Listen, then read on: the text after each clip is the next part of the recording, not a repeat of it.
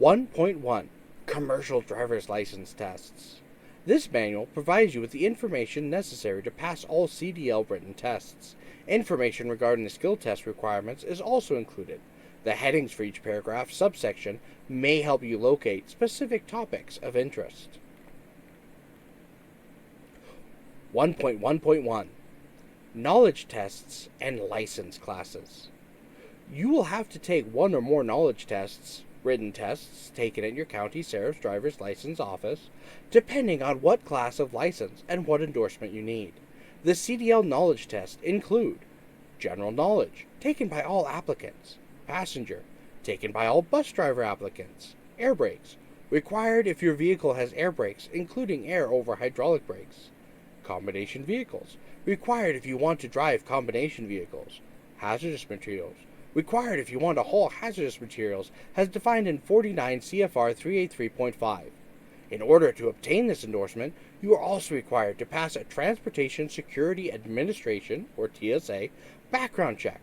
See Chapter 9 for details. Tank vehicle, required if you want to haul any liquid or gaseous materials in a tank or tanks having an individual rated capacity of more than 119 gallons and an aggregated rated capacity of 1,000 gallons or more that is either permanently or temporarily attached to the vehicle or chassis. Doubles and triples, required if you want to pull double or triple trailers, which Joe does not want to do. School bus, required along with a passenger endorsement if you want to drive a school bus. 1.1.2 Skills Tests. If you pass the required knowledge tests, you can take the CDL skill tests when you are eligible. The CDL skill tests consist of 3 segments: vehicle inspection, basic vehicle control, and on-road driving. You must take the segments in the order listed and must pass each one before moving to the next. You must take these tests in the type of vehicle for which you wish to be licensed. Any vehicle that has components marked or labeled cannot be used for the CDL skills test. Vehicle inspection. You will be tested to see if you know whether your vehicle is even safe to drive. You will be asked to do a vehicle inspection of your vehicle. You must point to, touch, and name the item you are inspecting, and explain to the examiner what you would inspect and why. Basic vehicle control. You will be tested on your skill to control the vehicle. You will be asked to move your vehicle forward, backward, and turn it within a defined area. These areas may be marked with traffic lanes, cones, barriers, or something similar. The examiner will tell you how each control test is to be done. See the chart in the front of this manual to see which sections you should study for each particular class of license and for each endorsement. 1.2 Self-certification and medical requirements. If you are applying for a commercial learner's permit or are renewing, upgrading, and adding endorsements to or transferring a CDL from another state, federal rules require that you provide information to the Idaho Transportation Department regarding the type of commercial motor vehicle operation you drive in or expected to drive in with your CDL. This process is known as self-certification.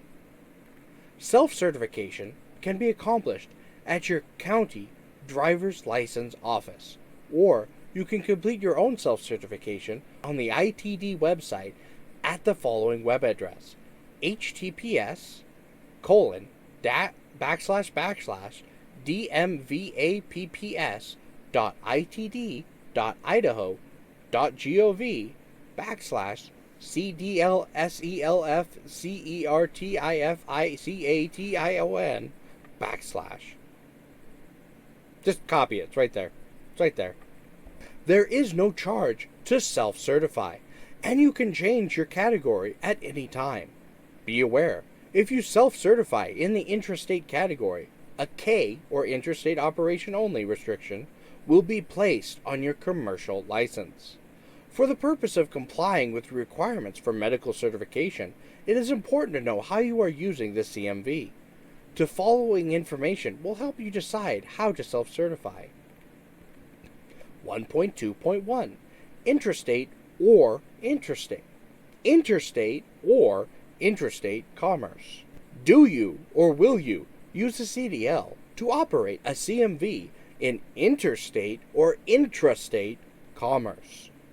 Interstate commerce is when you drive a CMV from one state to another state or a foreign country, or between two places within a state, but during part of the trip, the CMV crosses into another state or foreign country, or between two places within a state, but the cargo or passengers are part of a trip that began or will end in another state or foreign country.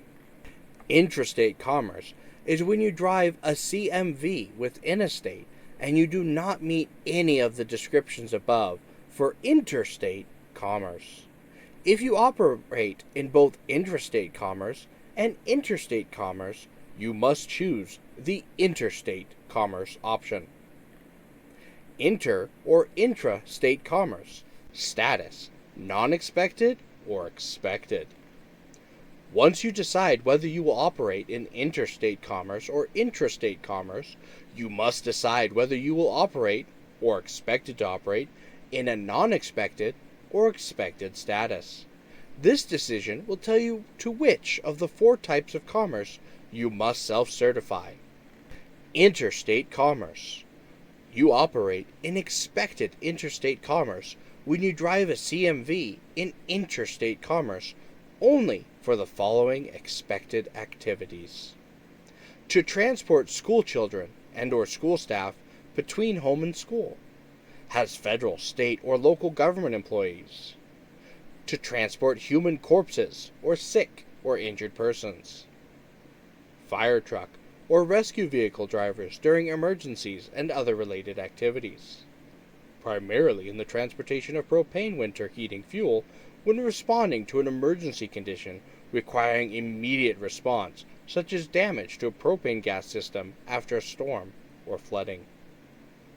In response to a pipeline emergency condition requiring immediate response, such as a pipeline leak or rupture. In custom harvesting on a farm, or to transport farm machinery and supplies used.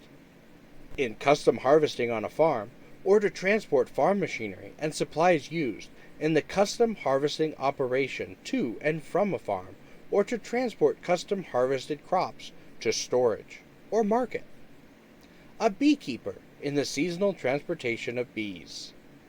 Controlled and operated by a farmer, but is not a combination vehicle, power unit, and towed unit, and is used to transport agricultural products, farm machinery, or farm supplies. No placardable hazardous materials. To and from a farm, and within 150 air miles of the farm, or as the crow flies. As a private motor carrier for passengers for non-business purposes, or to transport migrant workers. If you answered yes to one or more of the above activities as the only operation in which you drive, you operate in accepted interstate commerce and do not need a federal medical examiner's certification. Note: Idaho Department of Education and Idaho Code requires public school drivers, bus drivers, to maintain a medical examiner's certificate. If you answered no to all of the above activities, you operate in non-accepted intrastate commerce and are required to provide a current medical examiner's certificate, 49 CFR 391.45, commonly referred to as a medical certificate or DOT card, to ITD. Most CDL holders who drive CMVs in interstate commerce are non-accepted interstate commerce drivers. If you operate in both accepted interstate commerce and non-accepted interstate commerce, you must choose non-accepted interstate commerce to be qualified to operate in both types of interstate commerce. Intrastate commerce. You operate in accepted interstate commerce when you drive a CMV only in interstate commerce, hauling exempt commodities or other activities, which do not require you to meet medical certification requirements. You operate in non-accepted interstate commerce when you drive a CMV only in interstate commerce and are required to meet DOT medical certification requirements. If you operate in both accepted interstate commerce and non-accepted interstate commerce, you must choose the non-accepted interstate commerce. 1.2.3 Self-Certification Statements. When completing an application for your CDL, you will be required to check the box next to the statement that describes your status. Based on the information above, choose from interstate non-accepted, interstate accepted, intrastate non-accepted, intrastate accepted. Note, the above federal definitions can be confusing. Generally, if you are 21 or over, keep up your medical certification, and ever drive commercially across state lines or think that you might, you should self-certify interstate non-accepted to avoid all of the restrictions on your CDL. If you do have questions, call Driver Services at 208-334-8736 for any help. 1.2.4 Medical Requirements for CDL Holders. Most people who drive commercial motor vehicles, also called a CMV, are required to have a valid medical examiner certificate.